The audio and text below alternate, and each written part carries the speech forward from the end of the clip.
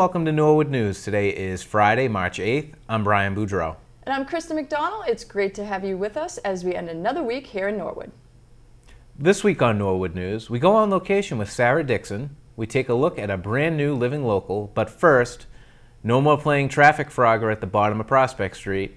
Originally started back in 2008, the proposed intersection overhaul at Prospect, Upland, Fulton, and Washington Streets is finally underway. Mark Ryan has the details. Hi everyone, Mark Ryan here from Department of Public Works. I'm here to give you an update of a project that you may have seen driving around town at the intersection of Washington Street and Upland Road and Prospect Street and Fulton Street. This project is a Mass DOT controlled project. It's a $9.8 million project to install traffic signals at that intersection. Many of you, when you drive through there, you'll notice the rotary at Prospect and Fulton and Washington Upland. That will be removed and we'll have a conventional T intersection there with traffic signals. This project was started back in 2008 when the town recognized there was some safety issues there, especially if you're coming out from Prospect and Fulton Street, trying to get on Upland Road and Washington Street. The crash data showed there was a lot of incidents that required safety improvements. So this project was recently awarded to P. Gioso and Sons. They have started some of the work. They're doing some of the tree clearing that's required of the project. The ultimate project, when you show up there, will be 2 lanes, northbound through traffic with a dedicated turn lane. Coming southbound, coming from the Westwood, you'll have 2 through lanes and a dedicated turn lane as well. And you'll have dedicated lanes on Prospect Street, Fulton Street intersection. And then on the Washington Street side that goes under the railroad bridge, they'll have their own signal as well. This project will take about 2 years to construct. It's a very involved project. Mass DOT has assured us that they'll take all precautions to minimize traffic disruptions, but ultimately you're going to have disruptions there. This is a project long time coming. Like I said, it started in 2008, funded fully by the federal government and the state. The town was the proponent of this job, so we're grateful to the state and the federal government for funding this project. And you might be asking, there's another traffic signal project just north of the intersection, and that's at the entrance to Moderna Way. That project is privately funded by the owner of the property up there, Alexandria Real Estate, and it's part of their permit process. They had to fund that traffic signal. But ultimately, both traffic signals will be under the control of Mass DOT. We look forward to this project, obviously for safety reasons. We know there's going to be inconvenience, but if we're just patient, it'll be well worth it in the end. Thanks. It's that time of year. Norwood residents can now order rain barrels at the discounted price of $89, and the deadline for purchase is at midnight on April 14th. To learn how to order your rain barrel, go to greatamericanrainbarrel.com/community/Norwood. After you purchase your barrel, you can pick it up at the Cleveland Elementary School on Saturday, April 27th from 9 to 11 a.m. When Norwood News returns, we'll have upcoming election news, a place in town to get your guitars restrung, and results from this week's MIAA tournament games.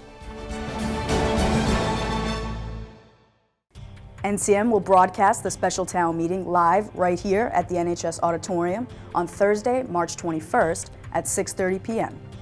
If needed, the meeting will continue on March 25th at 6:30. A total of 6 land use articles will be discussed. Articles 1 and 2 address the need to define the term kennel and where kennels may be located. Article 1 will prohibit the use of commercial kennels in all single resident zoning districts.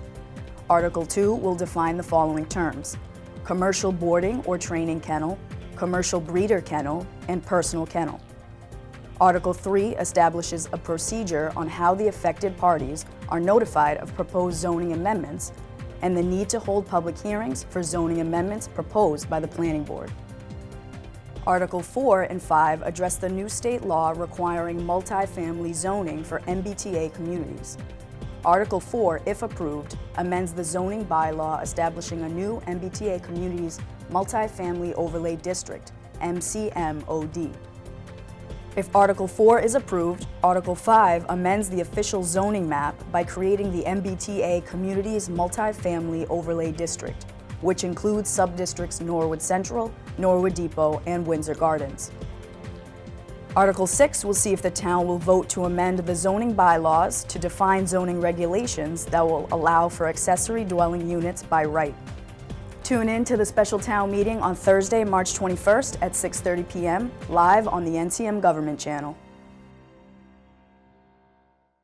The presidential primaries were held on Tuesday, March 5th. Here are Norwood's unofficial results.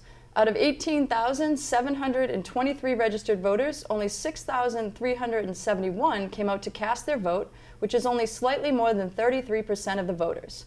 Of those that voted, 2,528 voted for Joe Biden on the Democratic ticket, 1,960 voted for Donald Trump on the Republican ticket.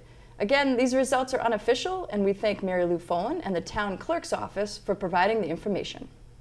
The town of Norwood will be holding its annual election on Monday, April 1st. According to the town clerk's office, the only contested seat will be Housing Authority. A reminder to residents that the deadline to register to vote in this election is March 22nd. Also, the last day to apply for vote by mail is Monday, March 25th. In-person absentee ballot deadline is Friday, March 29th. On the next episode of Norwood Digest, Jerry Slater returns to learn more about the New Life Furniture Bank of Walpole, which collects, refurbishes, and distributes furniture to people who have been homeless and re-entering independent living. I'm back. Well, not really, but I am really excited to be able to be here for this segment, to bring it to Digest, to talk about and to visit this incredible organization right over the border in Walpole called New Life Furniture Bank of Massachusetts. So I am here with Executive Director Rich Purnell. Yep. Thank you. Rich, welcome. Thank you. Rich, we gave it a little bit of a hype with just the amazing timing of this organization, only 10 years old. But tell me a little bit about New Life. Sure. So I like to think of it as we take unwanted furniture, whether it be someone downsizing, someone changing out a couch, or just even spring cleaning. We take that unwanted furniture and we're able to give it to people who need it. So people transitioning out of a shelter, people escaping domestic violence, victims of a fire, anybody who really needs furniture. The reason is because the way we see it is that affordable housing isn't just, it's not really affordable if you don't include the furniture. When we talk about home, we talk about not just the space, but everything in it, and we lump it together. And so when somebody is transitioning out of a shelter into a completely empty space, it's much better than a shelter, but it's not quite home. And so the way I like to see it is we help make people complete, and so that they can move on and focus on the more important things. Yeah, I kind of love, as you look around your website, and we'll talk about the website in a little bit so people can go to it, but you talk about no one should have to eat, sleep, or sit on the floor, which kind of tells it all. But also the sidelight of the greenness of this mission too, keeping things out of landfills. Before we talk about some of the amazing stats about the number of households that have been helped and what this all amounts to, how did New Life come about? It's an interesting story. Just 10 years old. Yeah. So we were kind of born out of some volunteers that were with Habitat for Humanity. It's a great program. They help a lot of individuals, but it kind of goes back to that. They help them get them set up into a home or house, but it's not quite a home yet. And then if you look at it just from a financial standpoint, to fill a house or even just a small apartment with furniture, you're at $6,000, $7,000, $8,000. And for somebody who is, low income, that is a lot of money to spend at one go. And so it was kind of that realization of that issue with the realization that, you know what, if you go to some of the town swaps, it's full of furniture of people trying to, you know, because they're updating. So it's really marrying this need with this other need, that we should try to keep stuff out of the landfill. And the desire was to help many more people rather than just the, you know, again, Habitat is a great program, but it serves small numbers of individuals because of the way the program is set up. You'll be able to watch the full interview later this month on the latest episode of Norwood Digest on the NCM Community Channel. Now we're going to throw it over to Lucy Scafati for the latest in school news. I'm Lucy Scafati, and let's take a look at what's happening in our Norwood schools. Last week at Norwood High School, Miss Leichman's AP Psychology students had a unique experience with some adorable visitors. Children of NHS staff, all under the age of 6, were brought in for a child development lab. High school students engaged these young visitors in various tasks, allowing them to observe child development firsthand. Just like Piaget delved into cognitive development in children, our high schoolers witnessed these principles in real time. Also at NHS, congratulations to Stephanie Kurtiki and Caden Bell for being selected to the Honor Choir American Choral Directors Association Honor Choir, and to Stephanie Kurtiki, Sebastian Eugene, and Lindsay Collins for being selected to the Massachusetts All-State Choir. Choral director Jennifer Hartnett said that both of these choirs are considered a big deal in the music community. Great job for continuing the high quality of the high school music program. In school, they started their basketball tournament, Hoops for Tyler, in memory of their former student, Tyler Lawrence. Grade 6 kicked it off this week, and the competition was fierce, thanks to Greg Arbogast for organizing this event. All money raised will be donated to scholarships for the Grade 8 trip to Washington, D.C. The Grade 7 students took on the debate of the century this week. Will the zombie apocalypse happen? Students were divided into teams, 3 thinking that there would be an apocalypse and 3 not believing, and using evidence from several articles, debated what they believe would be the outcome. A highly engaging way to get their 7th graders doing research and sharing expert opinions. The Balch School will be hosting the annual Italian Dinner and Multicultural Cafe on Friday, March 15th from 5 to 7 p.m. The 5th graders have been training hard and will be working as waiters, waitresses, hosts, and hostesses, and will serve pasta, salad, drinks, and dessert for this wonderful community event. Stop by this fun and enjoyable fundraiser for the 5th grade class. At the Callahan School, let's take a look at some examples of student engagement.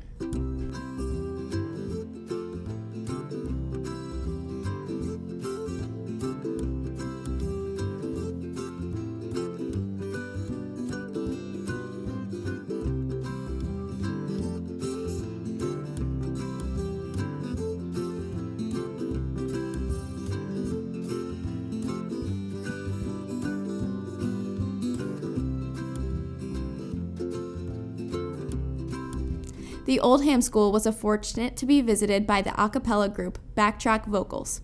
They entertained and educated students and staff with contemporary beats and classical melodies that taught all about diversity and understanding.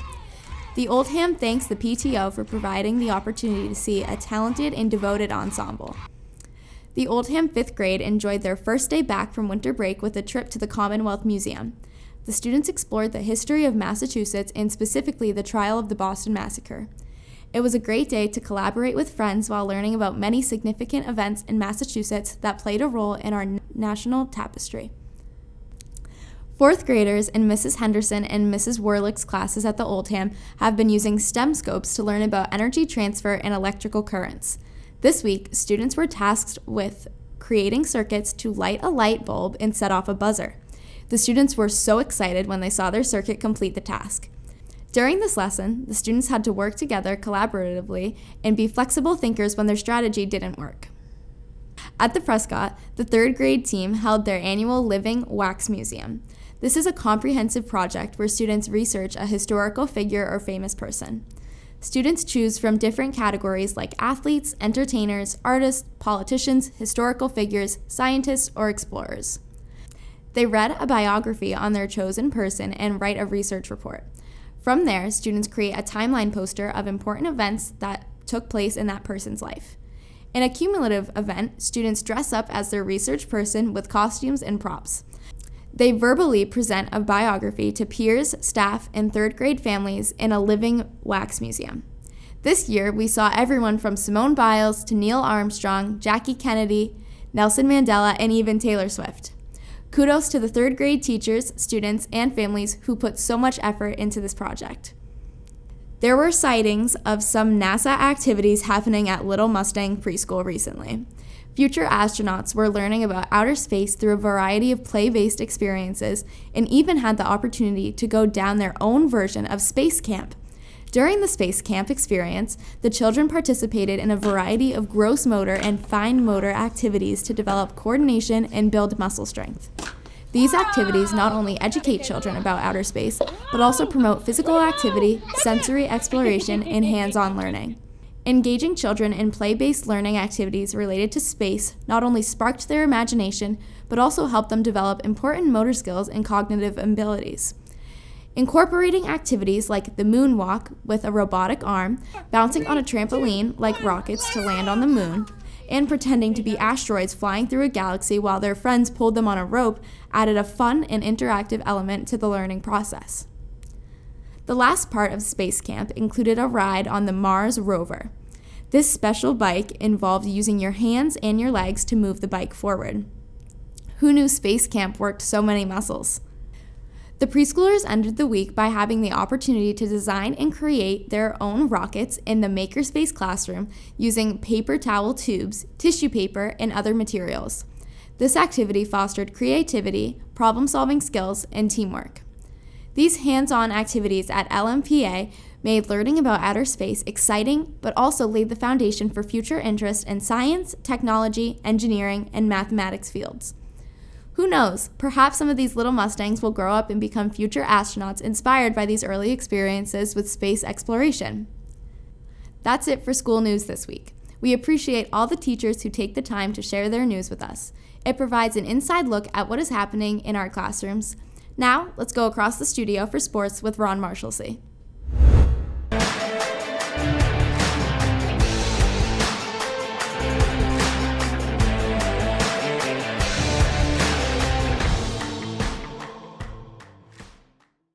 I'm Ron Marshalsea, and this is your sports update. The girls' basketball team took the trip to Billerica after the Mustangs beat Masconomet last week, and Billerica beat Middleborough. The two top 10 seeded teams faced off at Billerica Memorial High School Tuesday night, where the Mustangs got the Sweet 16 win 46-37, behind solid effort from the whole team, including the sixth man. Coach McDonald said on Twitter that it felt like a home game because of the support from Norwood fans. The Mustangs now move on to the round of 8 to go up against the number 1 seeded Medfield Warriors, and that game will be at Medfield on Friday the 8th at 6 o'clock. Congratulations to 6 members of the girls' hockey team, TVL All-Stars Michaela Reen and Emily Spadorcia, honorable mentions Lindsay Rogers, Molly Federico, and Bernadette Tenori, and TVL Boston Bruins Award winner Molly Roach. Speaking of TVL All-Stars and honorable mentions, we never mentioned that Maddie Mahoney was named the TVL Large MVP in basketball this winter after becoming the second Mustang in 2 seasons to score his 1,000th point on the Nolette Johnson court. Some other recognition is needed because field hockey captain Shay Larkey has committed to play field hockey at Cornell. Congratulations, Shay. NCM cannot wait to see how you and the field hockey team run it back next season. And a reminder for winter athletes and parents that the Winter Sports Awards will be next Thursday, March 14th, starting at 6 p.m. And with the Winter Sports Awards comes the Spring Sports Information Night, which was held this past Tuesday for any and all student athletes looking to play a spring sport this year. Athletic Director John Longley spoke for a bit before introducing each coach for the spring, and then each team went with their respective coaches to talk about the tryouts and seasons on the horizon. And that is all I have for this sports update. I'm Ron Marshalsea, and Norwood News will be right back after this break. The newest episode of NCM Sports Talk is now airing on the NCM Community Channel. On this episode, Mark Hoover interviews senior Anthony Kavanaugh from the swim and dive team. Brian Gagliard talks to track coaches Alana Keedy and Brandon Wallace. and we give you an exclusive behind-the-scenes look at how NCM broadcasts a game live from the Norwood High Gym. The 7th episode of NCM Sports Talk is now airing, and you can also watch it on demand at norwoodcommunitymedia.org.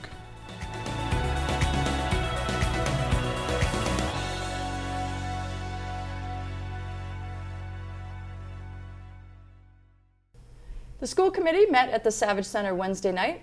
The committee had a few appearances. Paul Riccardi and Mary O'Brien presented the facility's FY25 budget. Joe Kidd requested new teacher desktops and iMacs for the graphic arts lab. And Ryan Quigley and Amy Worcester discussed the update of the health curriculum for all the Norwood schools.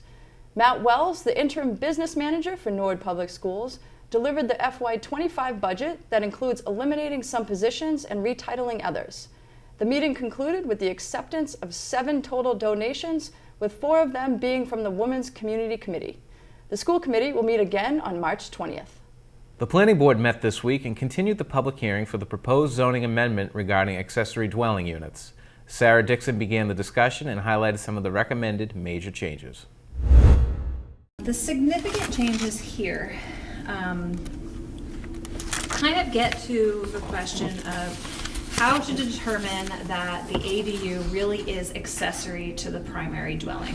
What about an ADU sets it apart from just an extra whole dwelling unit, making a single family a 2-family or a 2-family into a 3-family? And while there are some design changes that were already in this as proposed, the recommendations that I'd like to suggest kind of tighten up that definition. So I'd like to recommend that you consider reducing the maximum allowable size of the ADU. Currently, as written in the warrant, it's half of the gross floor area of the primary dwelling unit or 900 square feet, whichever is smaller. And I'd like to suggest that that be further reduced to 750 feet instead of 900 feet. I think what we heard was some concern that the ADU may have, more bedrooms than perhaps the board or residents that spoke are comfortable with.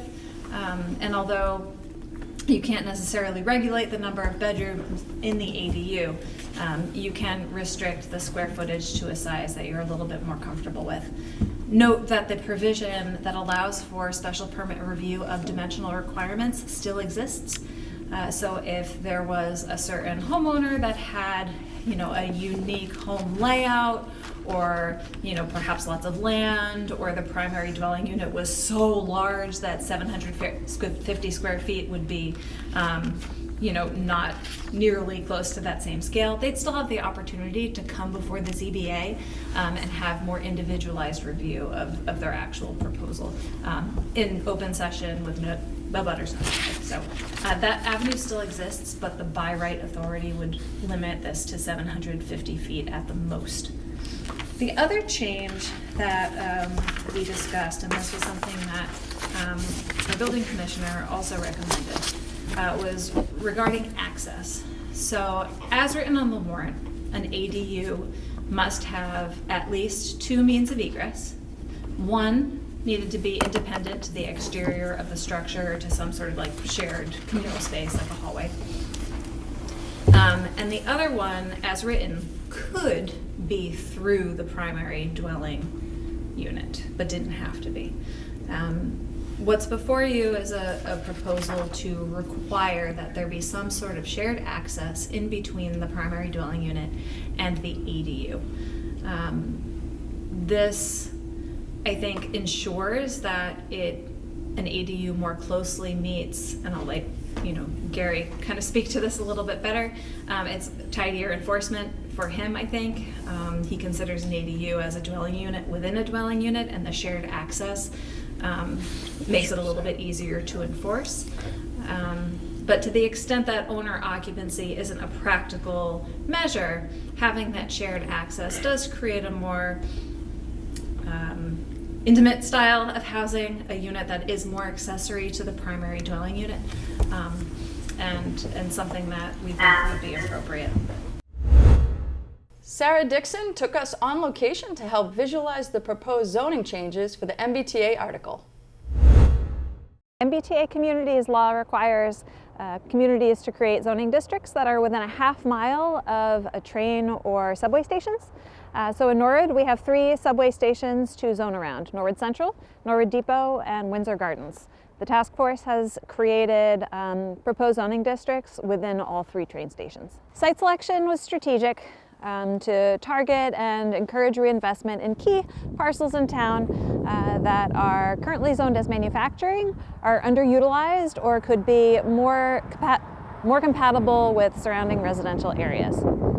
Most of the 78 acres included in the proposed district include multifamily housing or are already built out and are unlikely to see any redevelopment in coming years. Only a small handful of properties, less than 6 acres, including some of the property behind me here on East Hoyle Street, are likely to see some redevelopment in the next few years. The dimensional requirements that are proposed in each of the 3 sub-districts are different depending on the neighborhood where each of them are located. So here in the Norwood Depot sub-district, the zoning requirements call for front setbacks that are smaller so that any future development would be located closer to the sidewalk, creating a more pedestrian-friendly streetscape, as opposed to Windsor Gardens or Norwood Central, where the central business district is further away, and so those front setbacks are larger and further away from the street. If you hear some guitar playing on Washington Street, there's a good chance that it might be a '59 Gibson Les Paul through a vintage tube amp. On this episode of Living Local, we strummed our way into Bay State vintage guitars. Located on Washington Street, just a block up from the Norwood Town Common, is a new business that specializes in buying, selling, repairing, and restoring used guitars and amplifiers. Bay State Vintage Guitars was founded in 1982 by my father, Craig Jones, and for the better part of 40 years was located at 295 Huntington Avenue in Boston. And about 4 years ago, we moved here after our building was sold that we had been renting in. And Norwood has been a great home for us. Aaron Jones is a big fan of the move from Boston to Norwood, and he is happy with his new home. Norwood is a great place for a small business. It's easy to get to, it's affordable, and there's plenty of resources here for people who own small businesses, like the Friends of Norwood Center, for example. And we found our new home here, and it's great. When you enter the shop, you are surrounded by guitars of all ages. Gibson Les Pauls, Fender Stratocasters, Martin Acoustics, and even a lap steel guitar. It is a Guitar Hall of Fame right here in Norwood. So when you come into our store, one of the first things you'll notice is the guitar wall. And we try to keep a very wide assortment of instruments on display. Everything from vintage Martins to new custom builds based on vintage guitars to newer instruments. We really get into a little bit of everything. Our specialty is vintage and collectible pieces, but we do a little bit of everything. Our customers range from beginning guitarists all the way up to touring professional musicians, and we provide sales and service on instruments and amplifiers. With over 40 years of experience, Bay State Vintage Guitars can make modifications and repairs of all kinds. There isn't much they haven't done before. So here at Bay State Vintage Guitars, when someone brings us an instrument, the process starts with an evaluation. By examining the instrument, we're able to tell exactly what it might need to be brought back to its full potential, whether that be a simple setup or a more comprehensive restoration. Working on instruments, bringing them back to their full potential, particularly doing full restorations on older instruments, is really satisfying work. To see something that has been perhaps neglected for decades come back to life and be at its full potential, it's very rewarding. A lot of people can be very attached to their instruments. It's a very personal thing. It's what they use to make their art. So when someone brings their instrument to us for some sort of service and they entrust it to us, we try to treat it as if it's our very own. We try to give them the best service we possibly can. Boston has always been known for its music schools and its strong music scene. Many famous musicians have stopped by Bay State Vintage Guitars for maintenance and repairs. Over the years, my father and I have worked with numerous well-known musicians, everyone from Aerosmith to Paul Simon, Keith Urban, Joe Bonamassa, all manner of professional musicians. it's nice to be able to be a part of what those great artists are doing. Bay State Vintage Guitar has been the area's leading vintage specialist for over 40 years. Stop by and see what they have to offer. We try to have a little something for everyone. If you're a beginning guitarist, we should have something to suit your needs. If you're a collector, we have all kinds of, of interesting pieces. And if you're a pro, we can take care of all your service needs, basically whatever you need as a professional musician. Or if you just need some solid advice on what you should do with your instrument or amplifier, come on by anytime.